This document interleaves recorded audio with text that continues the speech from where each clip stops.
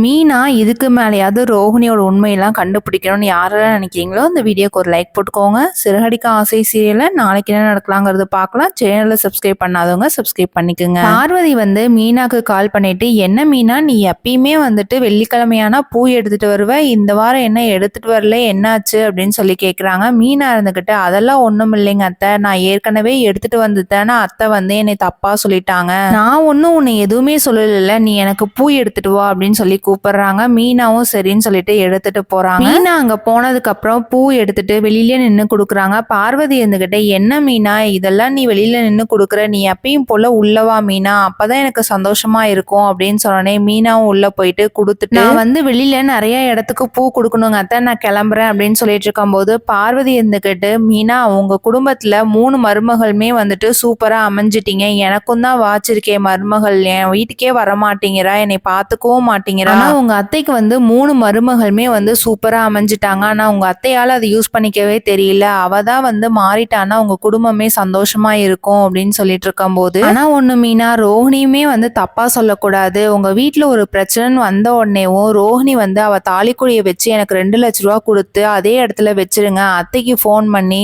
2 லட்ச ரூபா அமௌண்ட் கிடைச்சிருச்சுன்னு சொல்லுங்க, இல்லாம மீனாவையும் தப்பா பேசுறாங்க, அது இல்லாம ஃபேமிலிக்குள்ள பயங்கரமா பிரச்சனை வருதுங்க ஆன்ட்டி, இந்தாங்க அப்படின்னு சொல்லிட்டு கொடுத்துட்டு போனா எவ்வளவு பெரிய மனசு தெரியுமா அப்படின்னு சொன்னே மீனா கொன்னே ரொம்பவே ஷாக் ஆயிடுது. மீனா வந்து மனசுக்குள்ளேயே ரோஹிணி வந்து இது எதுக்காக செஞ்சிருக்கணும், கூடிய சீக்கிரத்துல கண்டுபிடிக்கணும் அப்படின்ட்டு நினைப்பாங்க. என்ன நடக்கலாங்கிறத வெயிட் பண்ணி பார்க்கலாம். தேங்க்ஸ் ஃபார் வாட்சிங்.